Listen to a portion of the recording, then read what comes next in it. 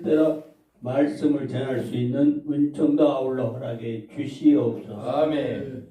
예수님의 이름으로 감사기도하옵나이다. 아멘. 할렐루야. 감사합니다.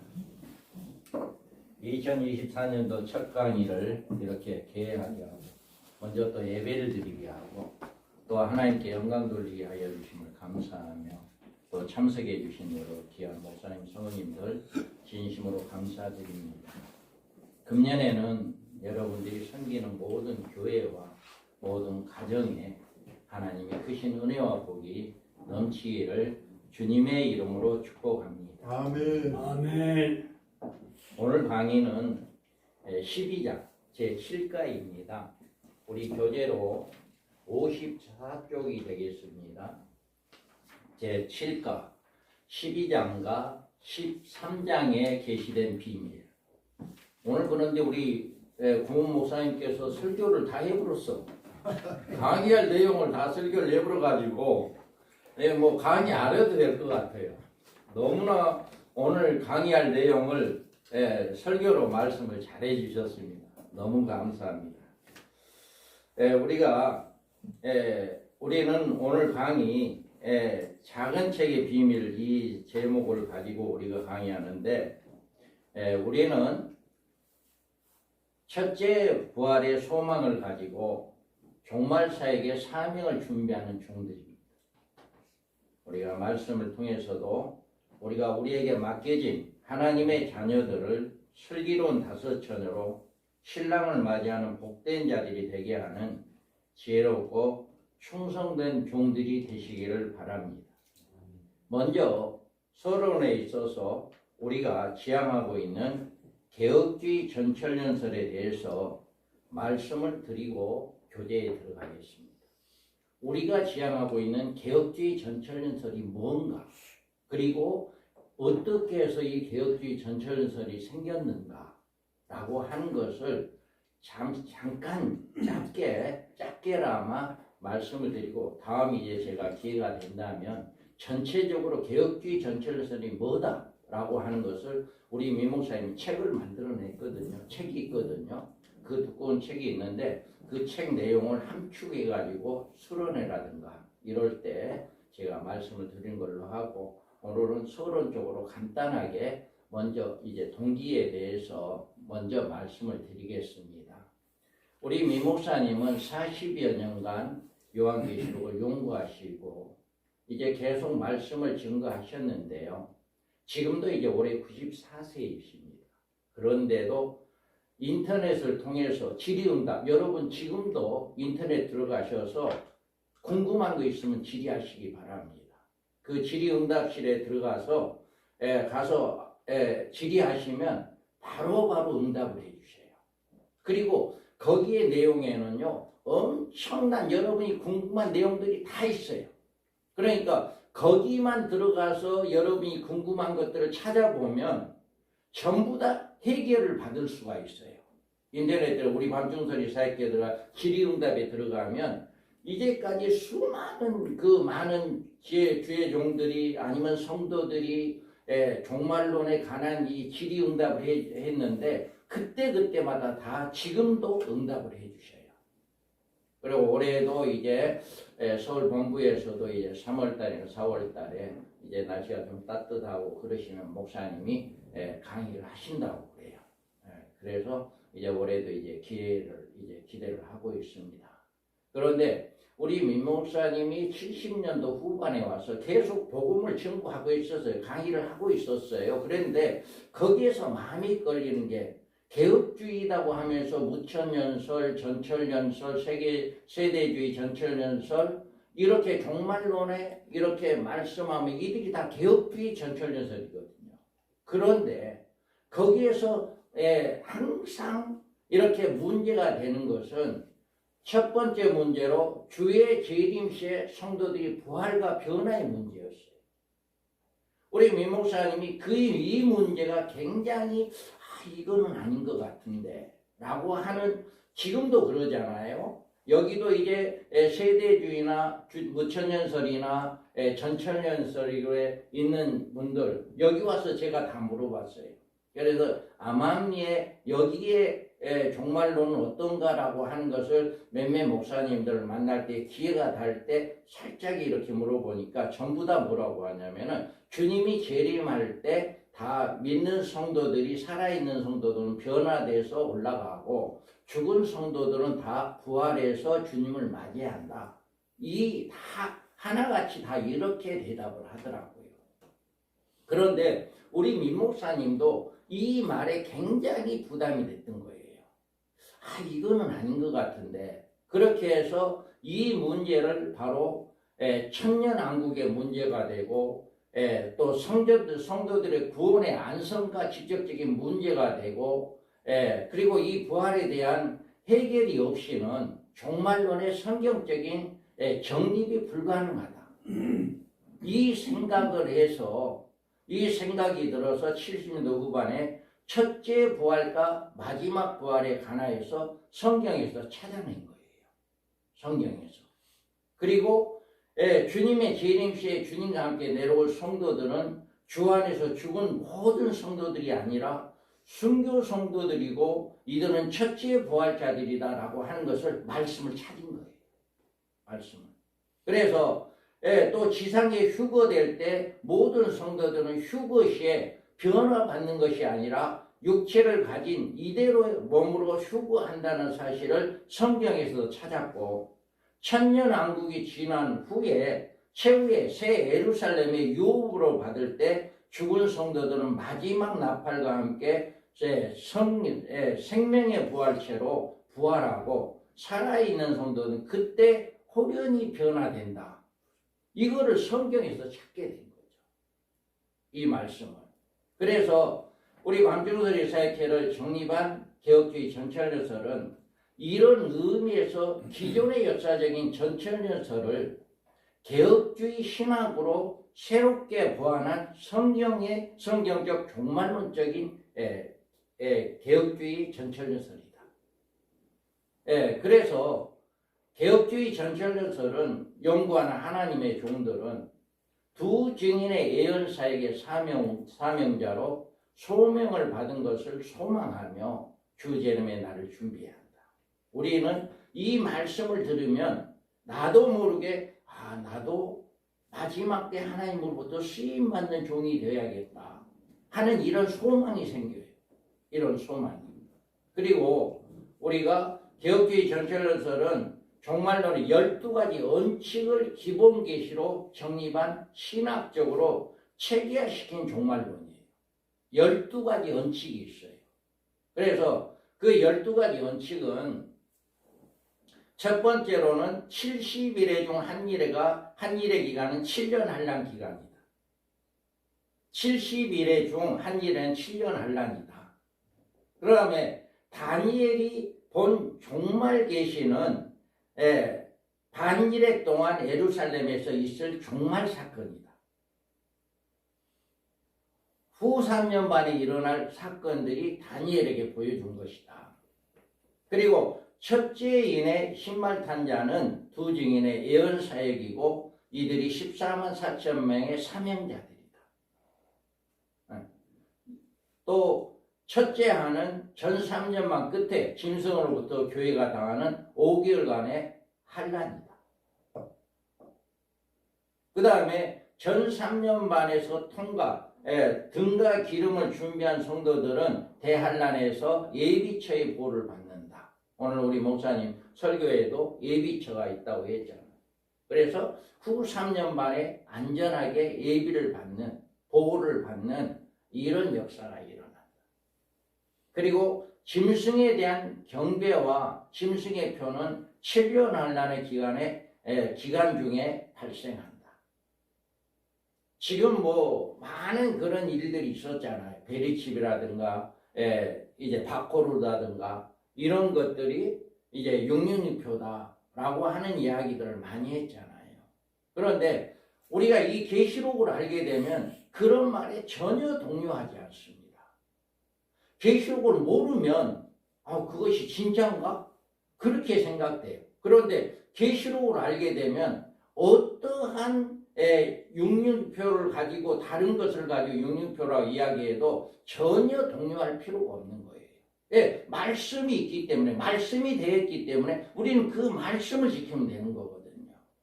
그래서 말씀을 그만큼 알게 되니까 절대 세상의 어떤 거와 요동하지 않는다. 그리고 주님의 재림 시까지 생존한 성도들은 살아있는 육체의 몸을 가지고 공중휴가 된다. 이 몸 가지고 변화된 게 아니라 이 몸 가지고 그냥 공중에 올라간다. 그 다음에 첫째 부활자는 순교자들이고 이들은 주님과 함께 흰말탄 하늘 군대로 내려온다. 첫째 부활자들만이 주님과 함께 주님이 재림할 때 함께 내려온다 라고 하는 거죠. 그리고 재림 시에 그리스도 안에 죽은 자들이 먼저 일어나는 대상은 순교자들이다. 주님이 재림할 때 죽은 자가 살아난다라고 하는 데살로니가전서에 있는 이 말씀은 모든 성도가 아니고 모든 죽은 예수를 믿다가 죽은 모든 사람이 아니라 순교자들만이 살아난다라고 하는 거죠. 그리고 천년왕국은 공중휴거된 성도들로 이루어지며 순교자들은 예수님과 함께 왕노릇한다. 천년왕국에서는 성이 두 군데가 있어요. 부활체가 살아가는 곳과 육신, 이 몸 가지고 살아가는 곳이 있다라고 하는 것을 성경은 말씀합니다. 그래서 이 몸 가지고 그냥 그대로 천년을 살아가는 그런 역사가 천년왕국에서 이루어진다. 그래서 이렇게 모든 성도들이 거기서 공중휴거될 때 순교자들 외에는 이렇게 순교자들은 주님과 함께 악노릇하는 이런 축복이 또 기다리고 있다라고 합니다. 그리고 흰보자 심판 시에 죽은 성도들의 마지막 부활과 생존 성도들의 변화가 일어납니다. 마지막 때 흰보자 심판 때 천년왕국이 끝나고 난 다음에 그때 죽은 모든 성도들이 부활하고 천년왕국에 살아있는 성도들은 그때 호련히 변화된다. 이렇게 이야기합니다. 그리고 성도들은 신령한 몸으로 새 예루살렘에 들어가며 이로써 성도들의 구원이 완성됩니다. 진짜 하나님의 아들들은 이게 마지막에 하나님의 아들들이 되는 것이다. 그래서 이걸로 인해서 창조 사역이 완성되어지는 이런 역사가 일어난다. 그래서 우리 미목사님이 이 12가지 언칙을 가지고 개혁주의 전철연설을 만든 거예요. 그러니까 이 12가지가 신학적으로는 어디 뭘로도 어떤 부족함이 없는 거죠. 이 말씀, 이 언칙. 그러니까 이 언칙이 벗어나서는 이것이 삐뚤어지는 거예요. 그래서 반드시 우리 방정소리는 이 언칙 안에서 이렇게 말씀이 증거되는 것이다. 그래서 우리가 우리 방정소리 사역회가 이제 우리 주의 종들에게 이 경종이 있어요. 그래서 개혁주의 전천연설을 통하여서 우리에게 맡겨주신 사명을 이루고 주 재림을 맞이할 성도들을 그리스도의 신부로 양육하려는 뜨거운 사명감을 주기 위한 것이다. 이 방정설이 우리 민목사님이 취지가 이거예요. 방정설이 개혁주의 이게 취지가 우리는 성도들을 그리스도의 신부로 단장시키는 일에 헌신을 해야 한다. 하나님의 종들에게 주님께서 자기에게 맡긴 양무리들을 어떻게 양육해야 하느냐는 문제는 너무나도 중요한 과제가 아닐 수가 없습니다. 예수님은 요한에게 내 양을 먹이라고 당부했는데 우리는 주님으로부터 부탁받은 양무리들을 주님이 기뻐하신 양으로 키우는 목표를 가지고 그 사명을 다해야 하는 이런 사명을 가져야 한다. 그리고 우리가 지향해야 할 목적은 나에게 맡겨진 성도들을 주님의 신부로 만드는 일이고 주의 종들은 양무리들로 그리스도의 신부로 만들어야 할 책임이 있다. 우리의 책임은 바로 그런 책임이다라고 하는 거죠. 그리고 우리 교회를 세속적이고 기복적인 신앙에서 벗어나 신혼집은 무리들의 촛대교회로 세워야 한다. 우리 교회가 이런 목표가 있어야 합니다. 종말에는 교회에 배도 세력이 일어납니다. 그리고 많은 교회가 진리에서 떠나 음녀 교회를 형성하게 됩니다. 그러므로 짐승을 메시아로 영접하는 음녀교회가 앞으로 판을 치게 된다. 우리는 이런 음녀교회 무리들과 분리되어 우리들의 교회를 진리에 굳게 선 촛대교회로 세워나가야 한다. 이게 우리 교회들이, 저와 여러분의 교회들이 기복적인 신앙이 아니라 신혼이원 무리 촛대교회로 세워야 하는 원칙이다. 그리고 우리는 성도들로 대환란의 날에 예비처에 보호를 받을 수 있는 이기는 성도들을 만들어야 한다. 예수님은 7교회에 보내는 편지에서 이기는 자에게 주시는 복에 대해서 말씀해 주셨습니다. 종말에 이기는 성도만이 예비처의 보호를 받을 수가 있습니다. 이기는 성도들은 그리스도의 왕국에 들어가 천년왕국의 백성이 될 수 있기 때문에 우리는 이와 같이 이기는 자가 되게끔 우리가 양육을 해야 한다.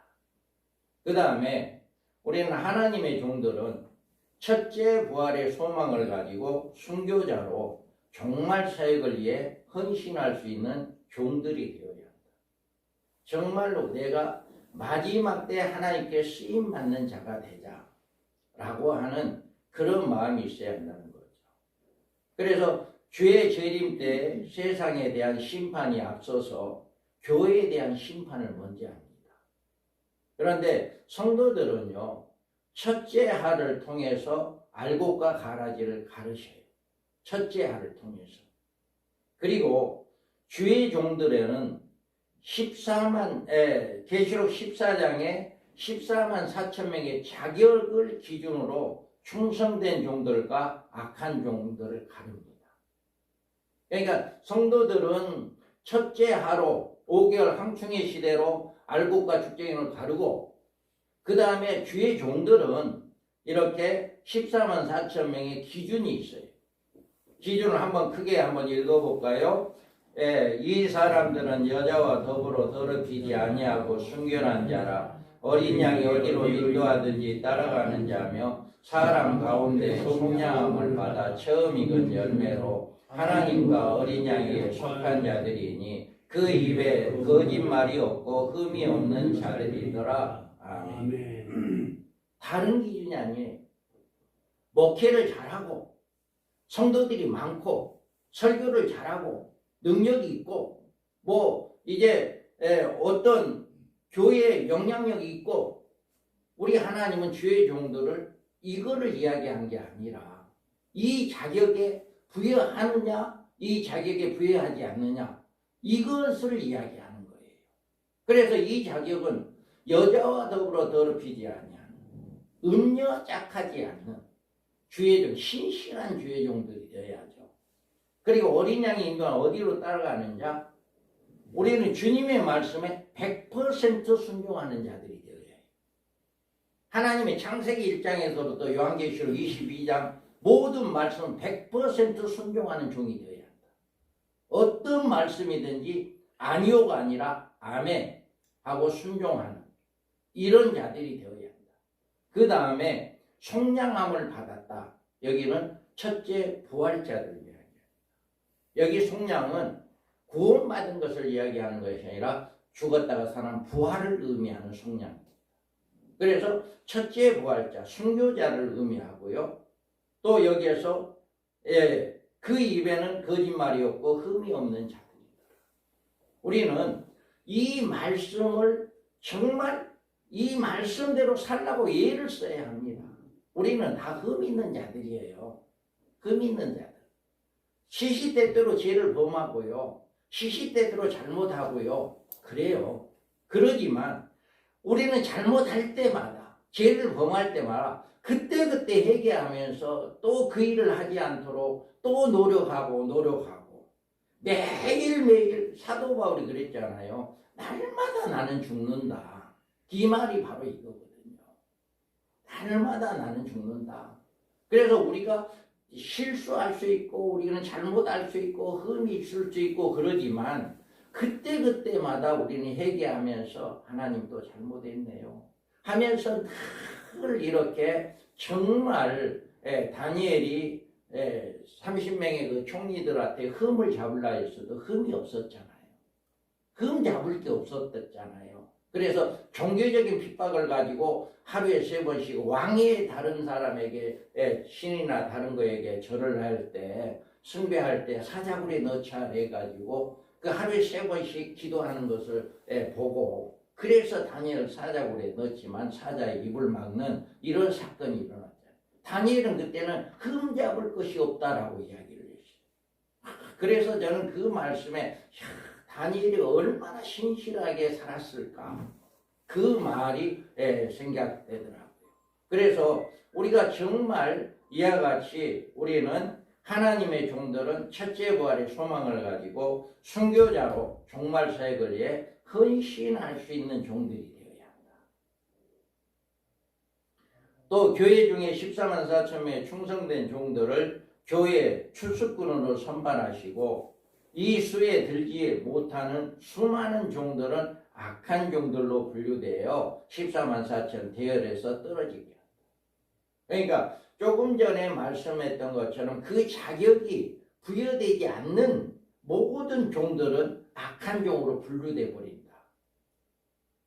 그러니까 14만 4천에 포함된 그 자격에 합격한 사람만 하나님이 쓰시고 그 자격에 합격하지 않은 사람들은 하나님이 안 쓴다라고 하는 거죠. 그리고 14만 4천은 종말의 추수꾼으로 하나님께서 사명을 주신다. 책을 받아 먹으라 하는 인침을 주게 한다. 바로 이겁니다. 그러므로 우리는 14만 4천 명의 하나님의 종들의 무리 중에 반드시 들어가기를 소망하며 기도하며 깨어 준비하는 종들이 되어야 한다. 그래서 우리가 늘 한 달에 한 번씩 모이지만 이런 말씀을 통해서 우리는 늘 우리의 마음이 새로워지는 역사가 일어나기를 원합니다. 새로워져야 해요. 그래서 늘 이와 같이 내가 하나님이 인쳐줘야만이 우리는 할 수 있으니까 하나님으로부터 나를 좀 써주세요. 이사야 선지자가 우리가 늘 이야기하는 에레미야 선지자가 말씀했듯이 내가 여기 있습니다라고 하는 이런 마음을 가지고 늘 나를 써주세요라고 하는 이것이 우리 밤중소리 사역회 개혁주의 전철설의 핵심이고 이것이 바로 우리 주의 종들에게 이야기하는 경종이다. 그래서 신실하고 충성된 하나님의 종들은 첫째 부활의 소망을 가지고 순교자로 예언의 사역을 할 사명자의 자리에 들어가야 하고 또 들어가기에 힘써야 하고 그러기 위해서는 계시록 14장에서 14만 4천 명의 자격을 갖추기 위해서 끊임없이 노력해야 하고 또 기도해야 하는 이런 사명입니다. 아멘. 우리는 늘 이 말씀을 붙잡고 늘 기도하고 하나님 나를 좀 이렇게 정말 흠이 없는 거짓말을 하지 않고 흠이 없는 이런 삶이 되게 해주세요라고 하는 늘 우리는 기도하는 삶이 되어야 해요. 이 말씀 붙잡고. 그래서 우리 밤중소리 사역회가 이런 것이 이제 경종을 가지고 있고요. 우리 종말관으로는 개혁주의 전철설은 70일의 중 한 일의 기간을 7년 한량 기간으로 다니엘서에서 이 말씀을 했습니다. 그 9장 24절에 보면 이하에 장차 짐승이 등장하여 세계 열강을 더불어 한 일의 언약을 맺어 일이 있을 것이고 또 바로 그 한 일의 언약의 재림의 징조의 시기임을 알려준다. 그러니까 예수님이 초림의 시작점은 어디였어요? 초림의 시작점. 초림의 시작점은 중건령이 날 때부터 예루살렘의 중건령이 날 때부터잖아요. 일곱일에 예순두일에가 되면 기름 부은 자가 끊어질 거고 장차 한 일회가 이루어질 거다 했잖아요. 그러니까 예수님의 초림에 대해서는 바로 그거였어요. 중건령이 날 때부터 시작해서 일곱일에 예순두일에 그때 예수님 오시고 기름 부음 받은 자가 십자가에 죽으시고 부활한다라고 하는 그 말씀이 거기에 있죠. 그러면 주님의 재림의 시작은 어디냐? 시작은 바로 한일의 언약입니다. 그래서 한일의 언약이 언제 일어날지 모르기 때문에 주님이 온다는 것을 알지 못하는 거죠. 그래서 바로 이렇게 한일의 언약, 7년 한란 기간이 인류 한일의 기간이다.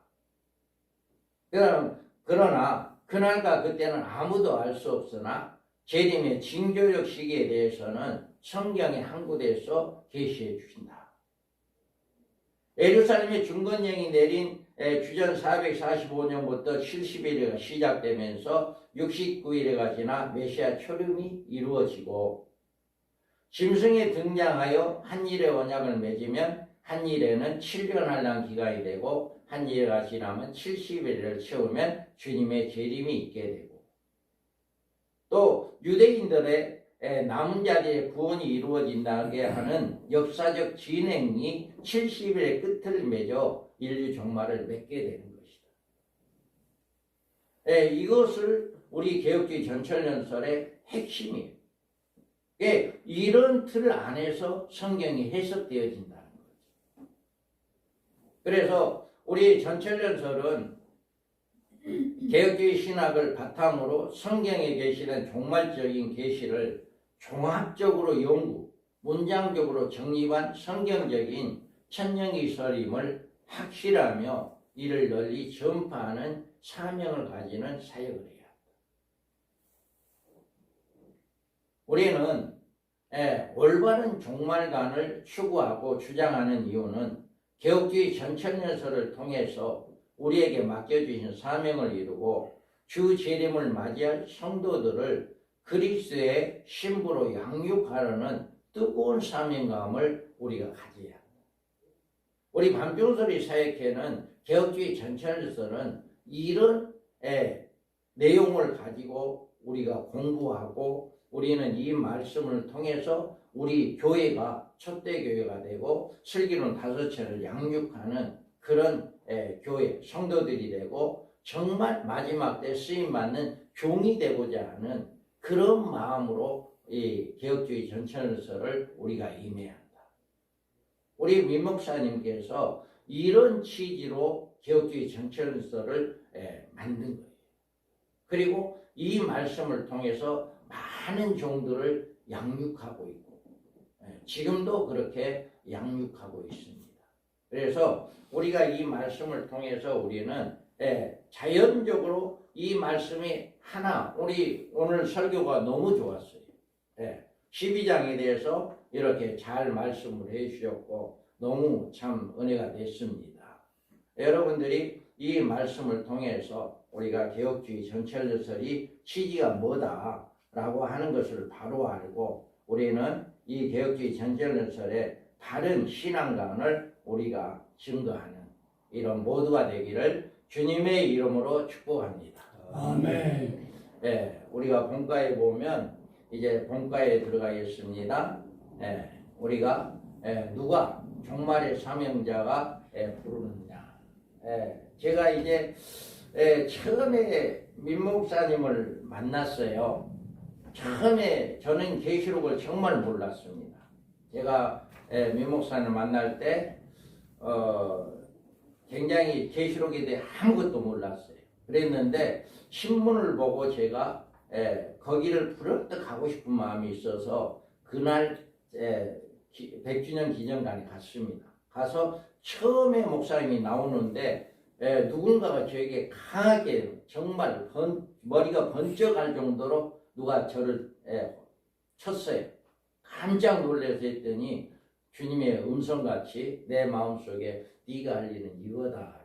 그때까지만 해도 저는 계시록 증거한다는 생각도 안 했고요. 제 목회는 목사가 됐지만 제 목회는 양론을 해가지고 양론해가지고 제가 하나님께 서원한 게 있었습니다. 그 서원은 세 가지입니다. 우리 추자도의 인구 그때 당시 5천 명인데 5천 명 전도하게 해주세요.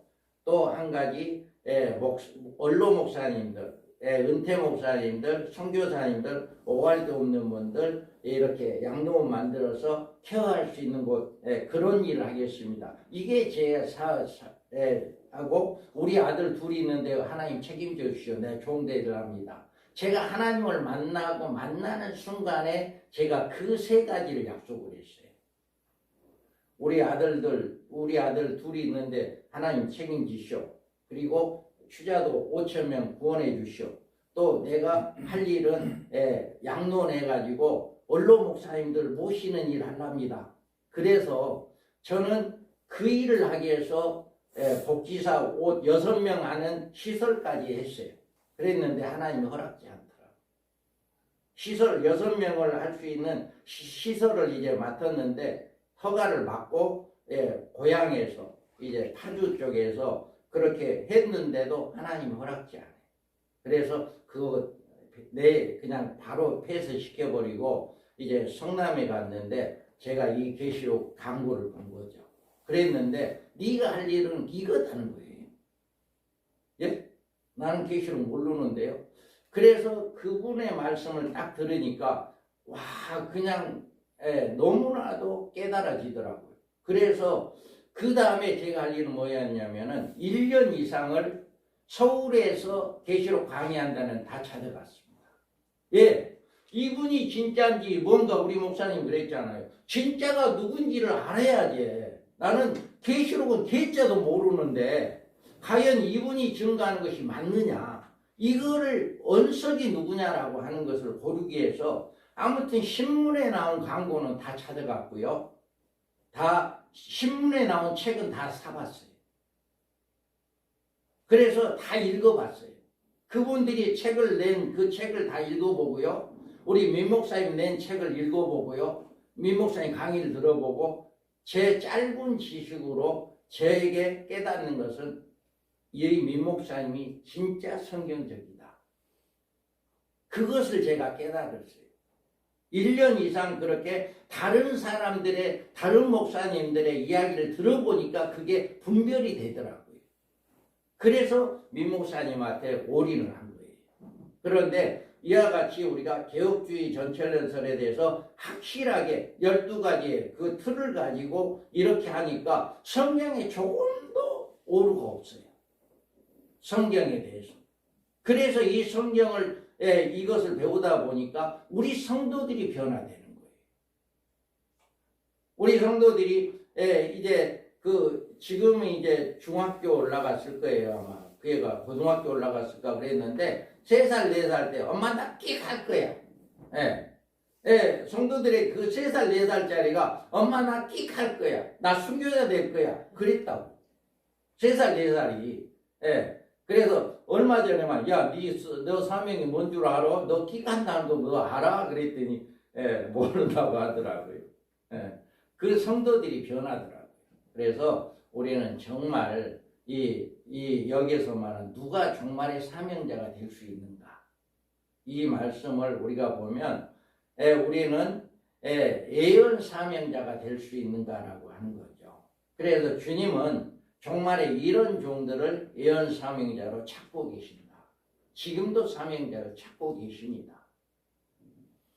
때를 따라 양식을 나눠줄 자를 찾고 계신다. 우리가 마태복음에 보면 마태복음 24장 44절 47절에 보면 이러므로 너희도 준비하고 있으라. 생각지 않을 때 인자가 오리라. 충성되고 지혜있는 종이 되어 주인에게 그 집의 사람들을 맡아 때를 따라 양식을 나눠줄 자가 누구냐. 주인이 올 때 그 종에 이렇게 하는 것을 보면 그 종이 복이 있으리로다. 내가 진실로 너에게 이르노니 주인의 그의 모든 소유를 그에게 맡기리라. 아멘. 여기에서 때를 따라 양식을 나눠준다는 말은 정말 성도들에게 복이 되는 말씀을 먹이는 종들이를 가르친다. 마지막 때 성도들에게 복이 되는 말씀이 누구냐라고 하는 거죠. 그리고 주인이 그런 종들에게 그 모든 소유를 맡긴다는 말은 천년왕국에서 왕권의 복을 주겠다라고 하는 거죠.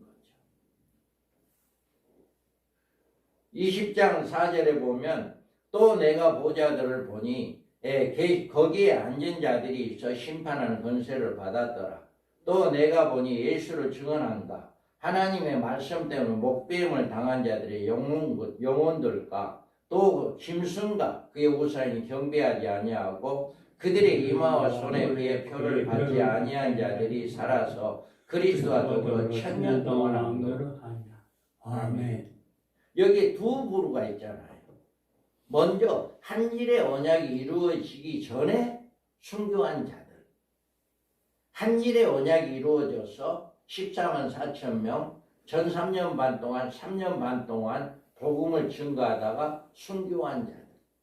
이 두 부류만, 순교한 자들만 천년왕국에서 왕노릇한다라고 말씀을 하고 있습니다. 그래서 우리는 또 계시록 1장 3절에 예언의 말씀을 읽는 자와 듣는 자와 그 가운데 기록한 걸 지키는 자가 복이 있고 때가 가까웁니다. 아멘. 이와 같이 말씀을 하고 있어요. 그래서 우리는 때를 따라 양식을 나눠줄 자가 누구냐라고 하는 거예요. 지금 이 시대에 맞는 말씀을 증거하는 자가 복이 있다라고 하는 거죠. 그 다음에 작은 두루마기를 받아먹고 사명을 받기를 강구하는 자를 찾으신다. 계시록 10장 7절에서 10절의 말씀을 보면 내가 천사들에게 나와 작은 두루마기를 달라 한즉 천사가 이르되 갖다 먹어버리라. 내 배는 쓰나 내 입에는 꿀같이 달리라 하거늘. 아멘. 아멘. 갖다 먹어버리라 라고 이야기합니다. 우리가 사명을 정말 하나님 나를 좀 써주세요라고 하는 간절한 기도가 필요한 거죠. 우리는 매 시간마다 기도할 때마다 하나님 나를 좀 써주세요. 나를 사용해 주세요. 라고 하는 이런 간절한 기도가 필요합니다. 그래서 종말에 주님께 쓰임받은 하나님의 종들은 작은 책에 관심을 가지고 이 책을 받아먹으라는 주님의 음성을 듣고 작은 책을 받아먹기 위해서 달라고 광고를 끊임없이 해야 한다. 우리는 이 작은 책이 뭐예요? 마지막 때 주님이 오실 징조를 모든 말씀을 보여주는 요한계시록을 이야기합니다. 요한계시록을 통하지 않으면 제대로 알지 못하면 주님이 오실 날에 대해서 제대로 알 수가 없습니다. 그 징조를 몰라요.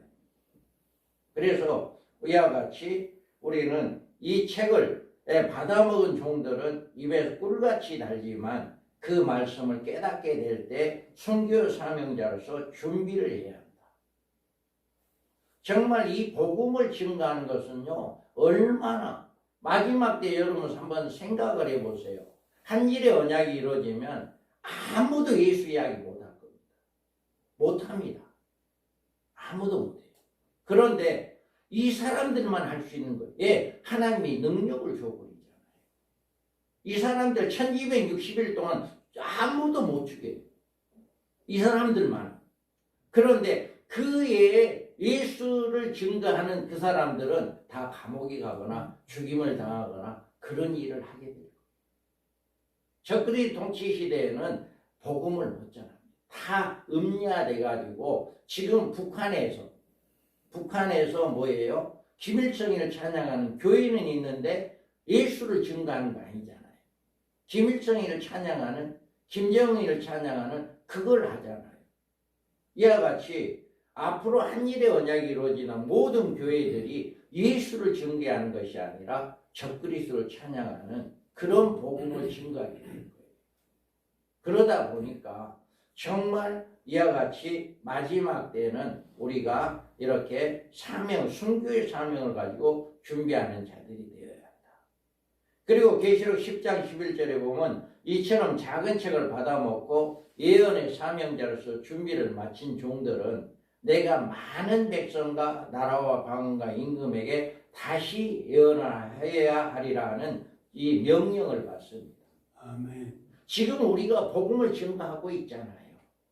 지금 우리는 복음을 증거하고 있습니다. 그런데 한 일의 언약이 이루어지게 되면 다시금 그 복음이 마지막 때 이 복음이 증거되는 거예요. 마지막 때. 그러니까 한 일의 언약이 이루어졌을 때는 그때는 알 수 있어요.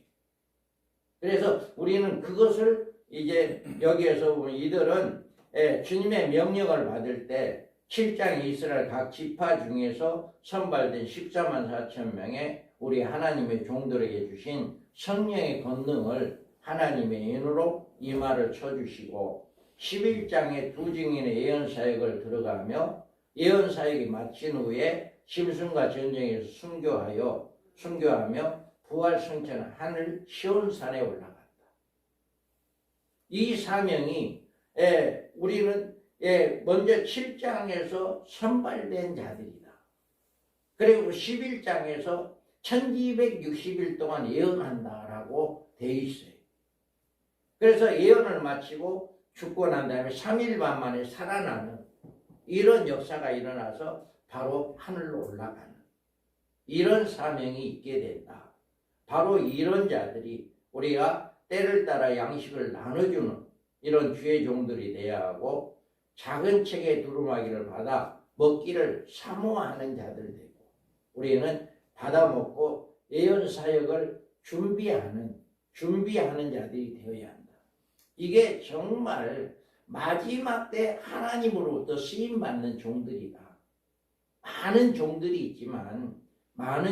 있지만 하나님으로부터 쓰임 받는 종들은 이런 준비하는 자들이 되어야 한다라고 하는 것을 말하고 있습니다. 그러면 우리가 12장에서 여자의 아들 숨겨진 비밀 우리 목사님이 설교를 잘 하셨어요. 그래서 우리는 12장에 여자와 그의 낳는 아들과 관계를 전체적으로 맥으로 연결시키지 않으면 영원히 풀 수 없는 미제가 된다. 이 12장을 어떻게 푸느냐, 어떻게 해석하느냐에 따라서 성경 해석 자체가 달라집니다. 그래서 이 여자를 마리아, 여자의 아들은 예수로 해석하는 경우에 12장에 종말 계시가 될 수가 없다. 예수님이고 마리아다 라고 해석하면 종말 계시가 아니다는 거죠.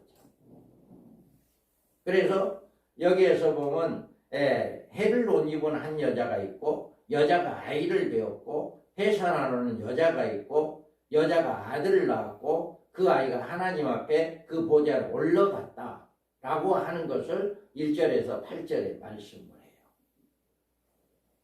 또 13절에서 17절까지는 남자를 낳은 여자를 박해하고 그 여자가 큰 독수리에 두 날개를 업어서 찻잎에 한 떼야 두 떼 반 떼를 양육받는다.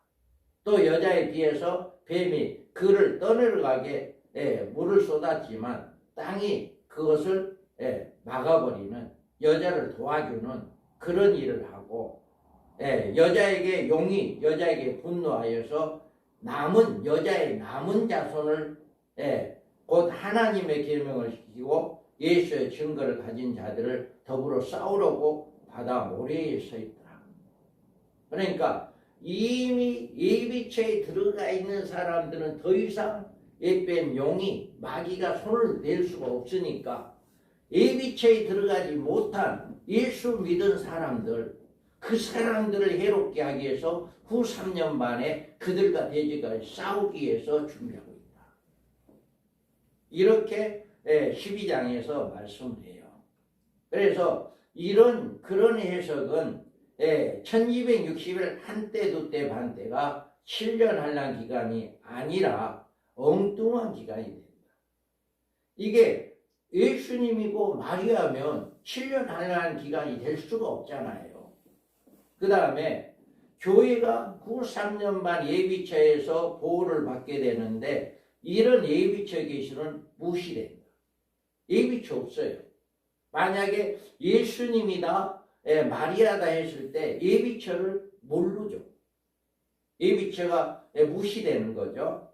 그 다음에 교회가 종말에 짐승을 것도 첫째 알을 받게 되는데 이런 환란을 인정하지 않는다. 환란전 후교다라고 하는 이야기가 있잖아요. 많은 사람들이 환란전 후교, 우리는 환란 안 받는다. 환란 받기 전에 다 올라간다. 이렇게 이야기를 하잖아요. 그러니까 그 해석이 여자와 마리아 또 여자의 아들은 예수 이렇게 해석했을 때는 그런 해석이 나올 수가 있어요. 그리고 짐승의 통치 아래 남게 되는 미련한 처녀들은 짐승과 싸워야 되는 사실이 무시된다. 분명히 후 300년 만에 떨어진 성도들은 짐승과 싸워서 이겨야 하는데 그것이 무시된다는 거죠. 그리고 여자가 낳은 아들을 인정하지 않으므로 두 증인이나 14만 4천에 대해 해석을 잘못하게 된다. 아주 12장을 어떻게 해석하느냐에 따라서 해석이 달라집니다. 성경 해석이. 그래서 여기에서 한번 보면 자, 해를 입은 한 여자가 등장을 하고 여자가 낳은 아들이 있어요. 아들이 배웠는데 이 여자가 마리아냐 이 아이가 그리스도냐 라고 하는 문제죠. 사탄이 여자를 아이를 낳으면 삼키고자 했다. 또 여자가 아들을 낳았는데 이 아이는 장차 철장으로 만국을 다스릴 남자다. 5절에 그랬죠. 그리고 그 아이를 하나님 앞과 그 보좌에 올려갔다. 이 말은요 그럴싸합니다. 예수님이 하늘로 부활 승천했잖아요. 그리고 죽임을 당했잖아요.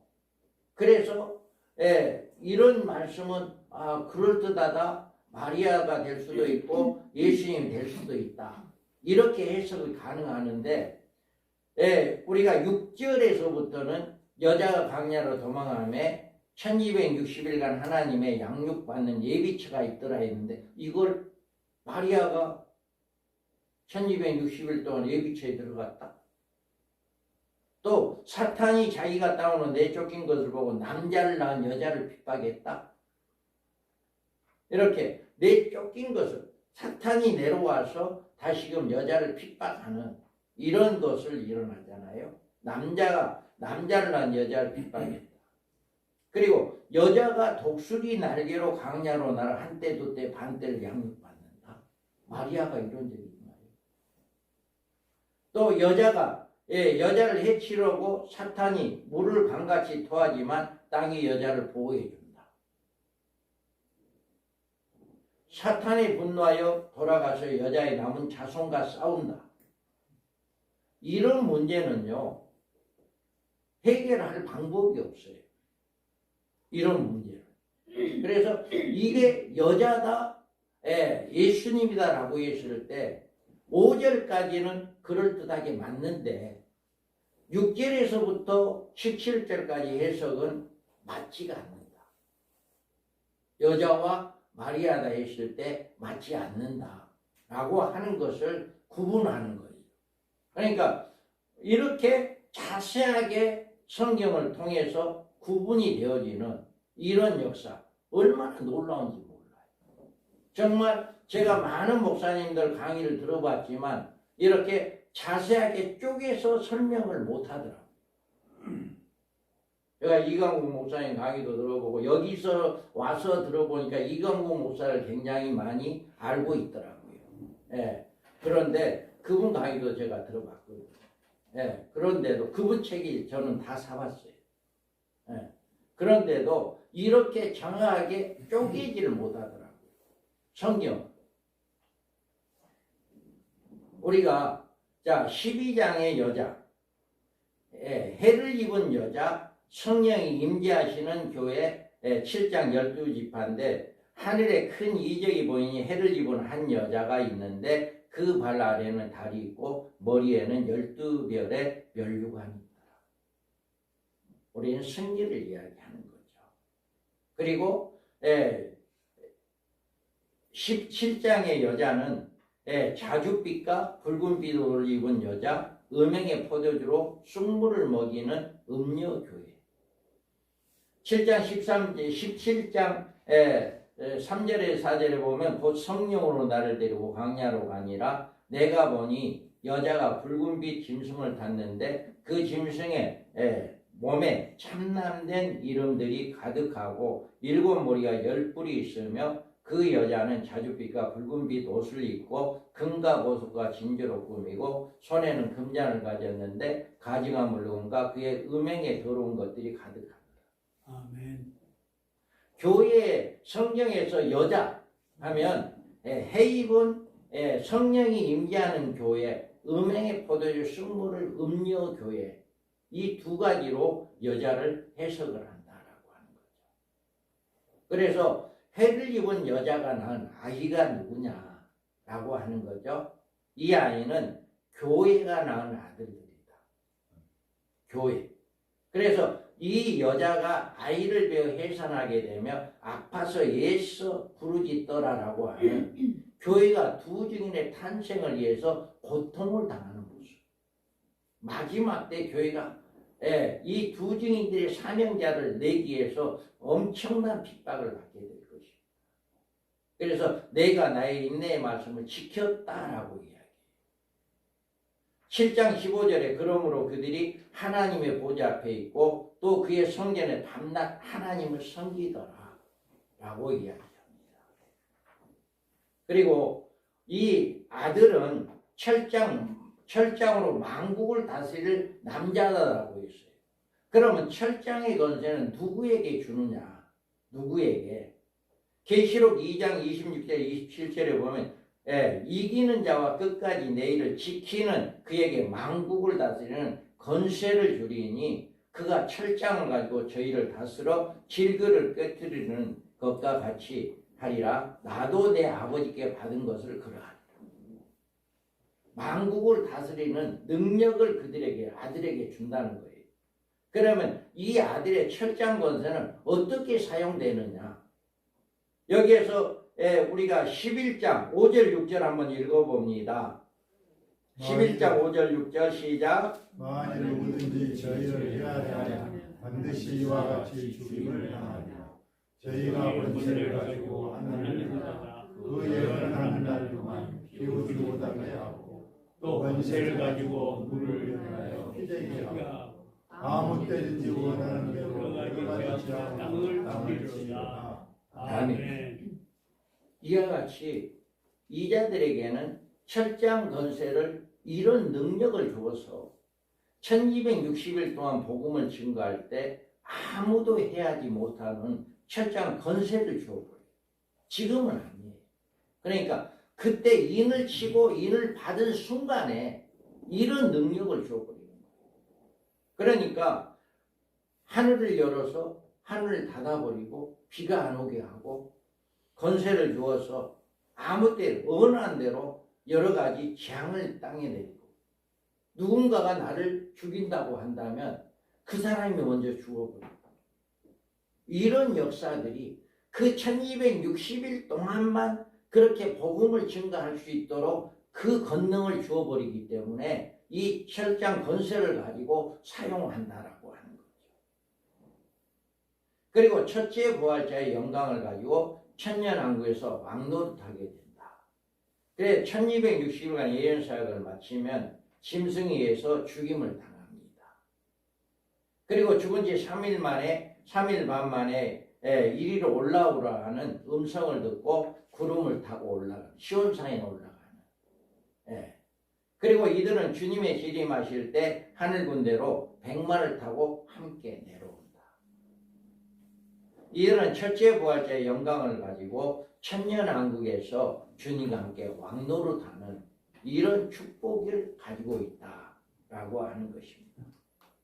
그들은 이 하나님과 보좌 앞에 올라간 모습이 14장에서 이렇게 나오고 있습니다. 그래서 바로 여자와 아들의 정체가 누구다라고 하는 것을 12장과 17장을 통해서 구분이 되고 12장에서 이 아들이 마지막 때 쓰임받을 하나님의 종들이다. 그리고 여자는 교회다라고 하는 것을 이렇게 해석되어진다라고 하는 거죠. 절대로 마리아나 예수 그리스도가 아니다라고 하는 것을 우리가 성경을 통해서 알 수가 있습니다. 그러면 여자의 아들이 11장과 12장이 두 곳에서 등장한 이유가 있어요.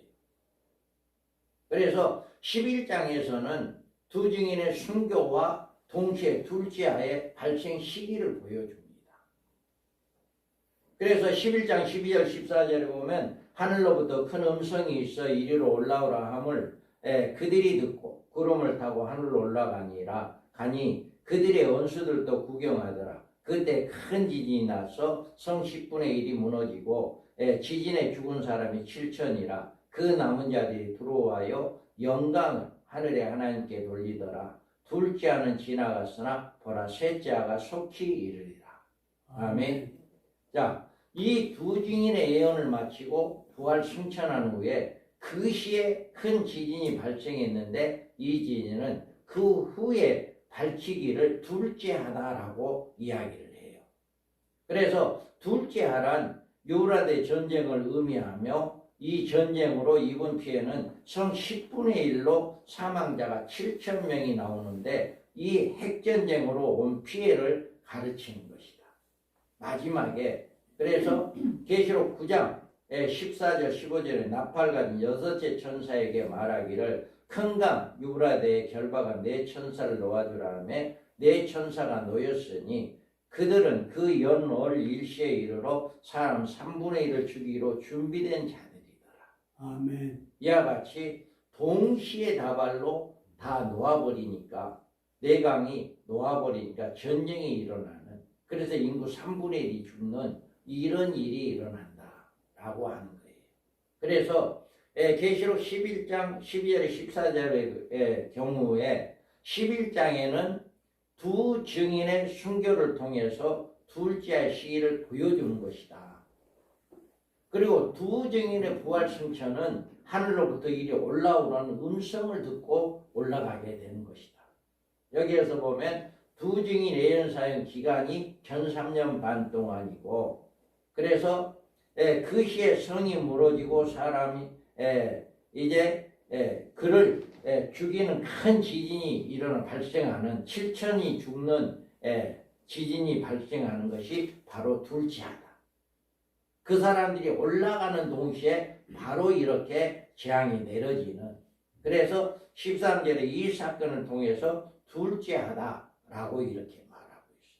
그러니까 바로 이것이 둘째하로 이어지는 역사, 바로 올라감과 동시에 이렇게 둘째가 일어나서 전쟁이 일어난다라고 하는 거죠. 그 다음에 우리가 12장에서 여자의 아들이 승천하는 것으로 교회가 예비처에 피하는 시기를 보여준다. 그러니까 교회가 언제 이제 올라가느냐라고 하는 거죠. 교회가. 그런데 그 시기가 바로 아들이 승천하는 그것이, 그 시간이 바로 기다라고 하는 거죠. 그래서 12장 5절 6절에 보면 여자가 아들을 낳으니 이는 장차 철장으로 만국을 다스릴 남자라. 그 아이를 하나님 앞과 그 보좌 앞에 올라가더라. 그 여자가 강야로 도망하며 거기서 1260일 동안 그를 양육하기 위하여 하나님께 예비한 곳이 있더라. 아멘. 그러니까 우리는 여자가 언제 보호를 받느냐 하는 시기가 바로 승천에서 올라간과 동시에 여자는 하나님 예비한 곳에 들어가서 안전하게 보호를 받는 그 시기를 이야기해 주는 것이다 라고 하는 것을 성경을 통해서 알 수가 있습니다. 아이가 보좌 앞에 올려가는 모습은 두 증인의 예언 사역을 마치고 하늘의 시온산을 옮겨가는 모습이고, 이런 일이 있음과 동시에 여자로 비유된 교회는 예비처로 옮겨져서 1260일 동안 양육을 받게 돼요. 그 시기에 딱 동시에 올라가서 호련히 옮겨지는 거죠. 우리의 어떤 노력이 아니라 호련히 하나님의 능력으로. 그래서 독수리 날개를 놓고 올라간다라고 이야기를 하잖아요. 독수리 날개란 하나님의 능력을 이야기하는 거죠. 그래서 여기에서 12장 5절 6절의 공유의 경우에는 12장에 아들을 보좌앞에 올려간 사건을 통해서 교회가 예비처로 피난가는 시기를 보여주는데 아들의 보좌로 올라갑니다. 여기에서 두 증인 예언 사역을 해서 이제 보좌로 올라가고 짐승의 통치가 한때 두때 반때가 이루어지는 후 3년 반이 이루어지죠.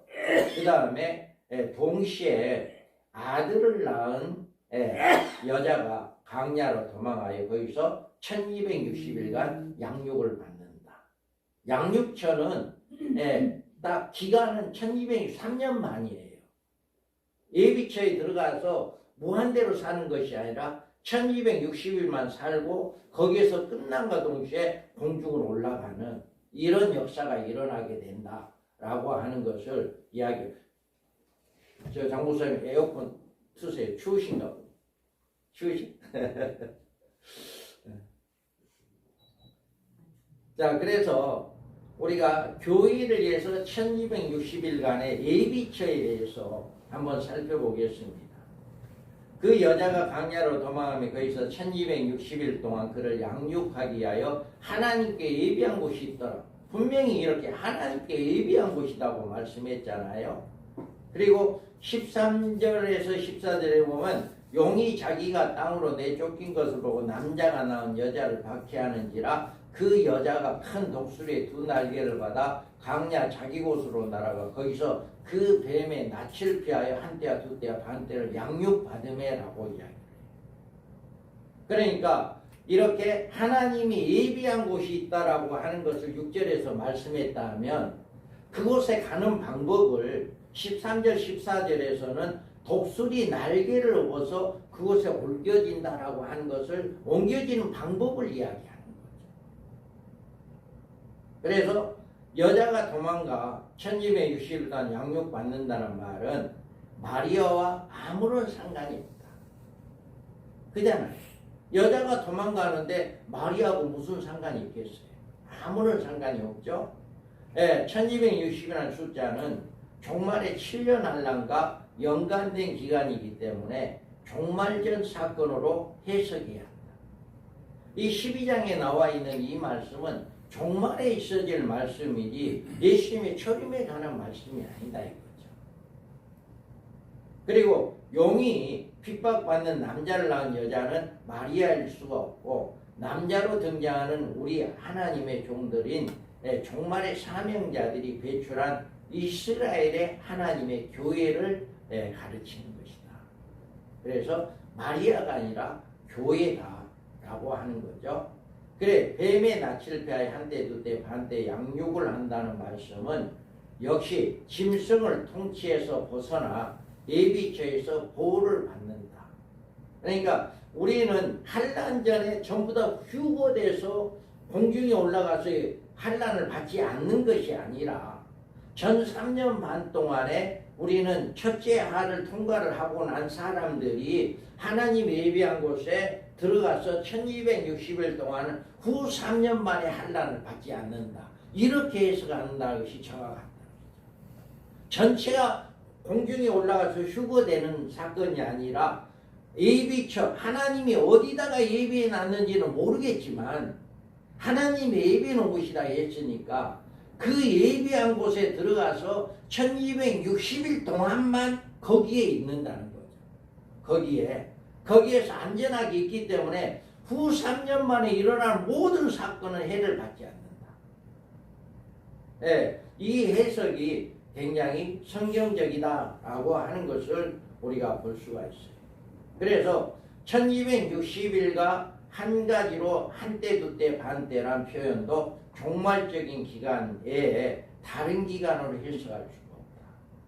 그러니까 1260일이나 한때나 두때나 반때 이렇게 해석하는 것은 종말에 관한 해석이지 이게 그 전에 교회 시대 때 일어나는 해석이 아니다 라고 하는 것을 우리가 볼 수가 있어요. 그러면 예비처에 대해서 과연 성경적으로 어떻게 증거할 수 있느냐? 성경적으로. 그래서 하나님이 예비하신 곳이다 라고 이야기했어요.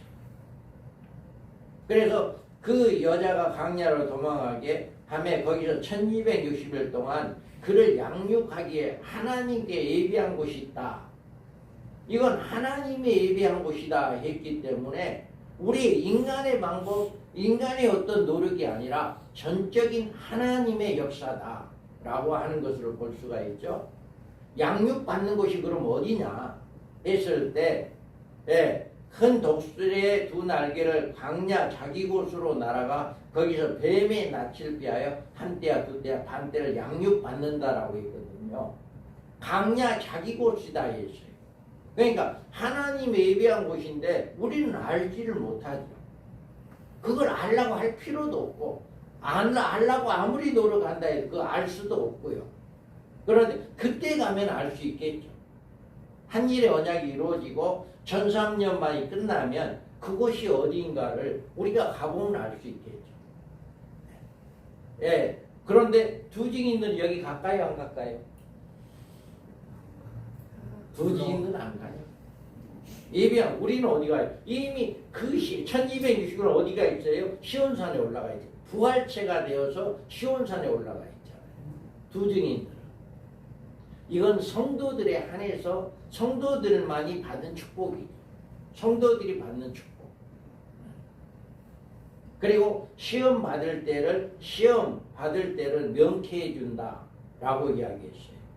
내가 나의 인내의 말씀을 지켰은즉 내가 또한 너를 지켜 시험의 때를 면하게 하리니 이는 장차 온 세상에 임하여 땅에 거하는 자들을 시험할 때다.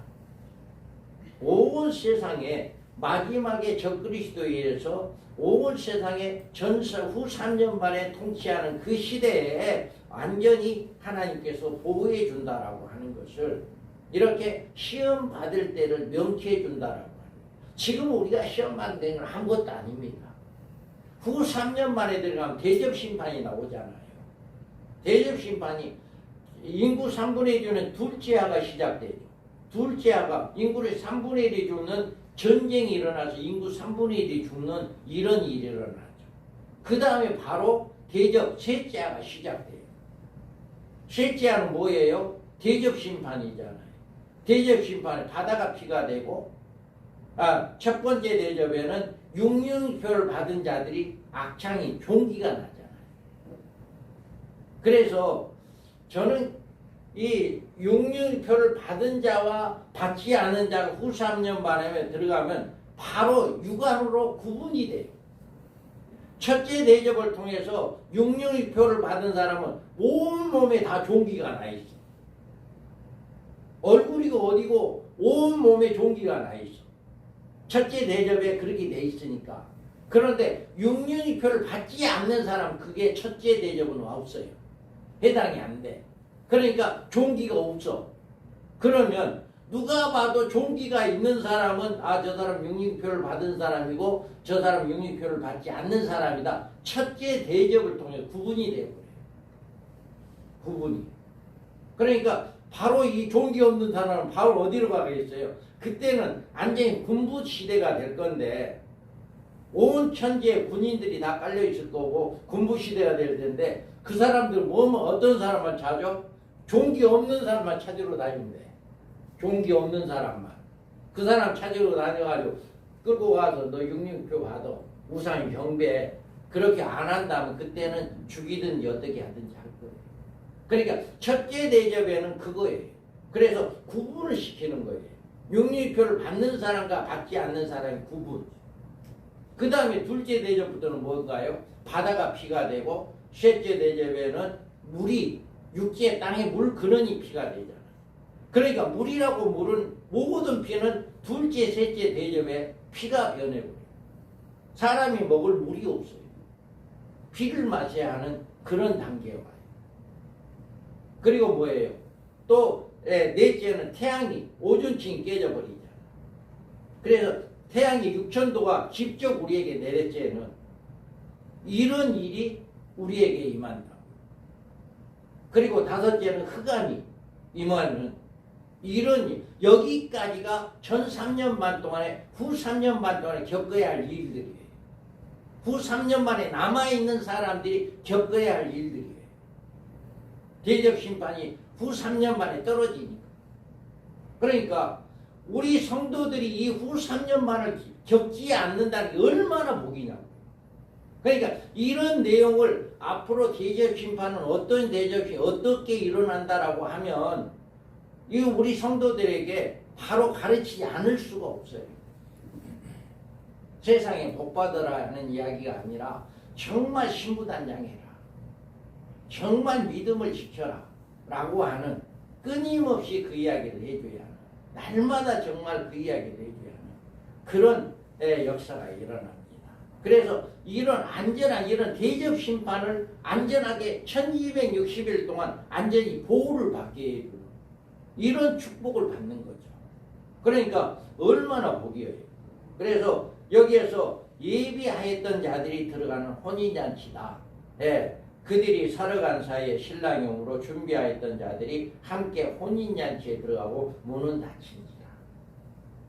그래서 혼인잔치에 들어가는 자, 예비하였던 자들, 준비하는 자, 우리 목사님이 설교에 준비하는 자가 되어야 한다라고 했듯이 준비하는 자, 이런, 그러니까 우리가 해야 할 일은 나에게 한 명이 됐든 10명이 됐든 100명이 됐든 1000명이 됐든 그 사람들을 준비시키는 일을 하는 것이 마지막 때 주의 종들이다.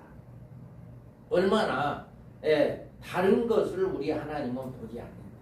우리 주님은 그거 너가 어떤 일을 하느냐, 어떤 큰 대적인 어떤 뭐를 하느냐, 이거 보지 않는다.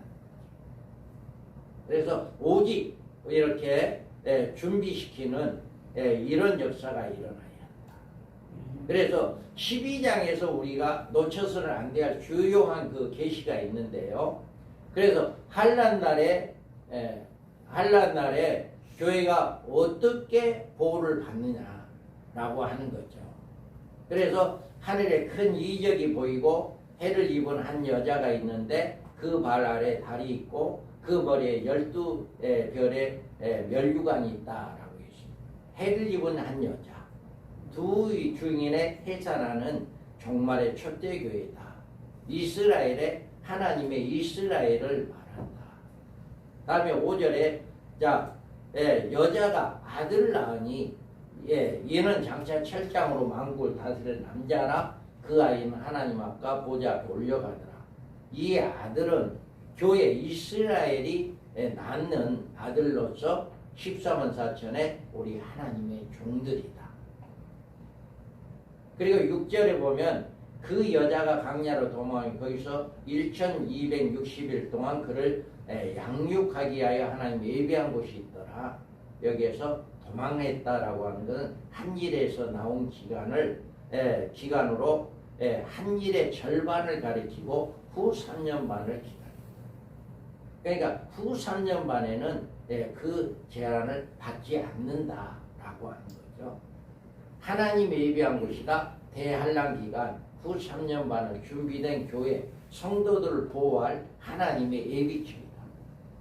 하나님이 어딘지는 모르겠지만 거기를 예배해놓고 거기에서 1260일 동안 보호를 받는 이런 역사가 있게 된다. 그리고 13절에 용이 자기가 땅으로 내쫓긴 것을 보고 남자를 낳은 여자를 핍박한다 라고 했잖아요. 그래서 남자를 낳은 여자, 그래서 17절에 남자를 낳은 여자다. 교회가 전 3년 반 끝에 기간에 짐승으로부터 핍박을 받는 첫째 아를 이야기한다. 17절에 보면 용이 여자에게 분노하여 돌아가서 그 여자의 남은 자손 곧 하나님의 계명을 지키며 예수의 증거를 가진 자들에게 더불어 싸우려고 바다 모래에 섰더라 라고 그 여자의 남은 자손, 그 예비처의 보호를 받는 교회의 남은 자손, 후 3년 만에 떨어진 성도. 그러니까 예비처에 들어가지 못한 떨어진 성도들이 있다는 얘기죠. 교회 안에서 반드시 예비처에 들어가는 성도가 있고 들어가지 못한 성도가 있는데 그들이 이제 적그리스도에 의해서 이렇게 핍박받게 되는 이런 역사가 일어난다. 그래서 우리는 이런 일들이 있게 된다라고 하는 것을 알 수가 있습니다. 계속해서 12장에 대해서 조금 더 이제 말씀을 할 건데요. 한 5분, 10분 정도 쉬시고 하겠습니다. 감사합니다.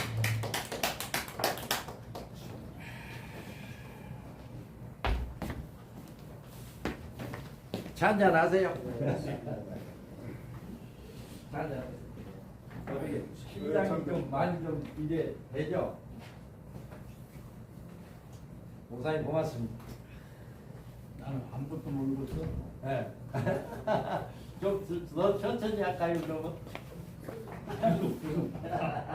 나는 나도 지주라니.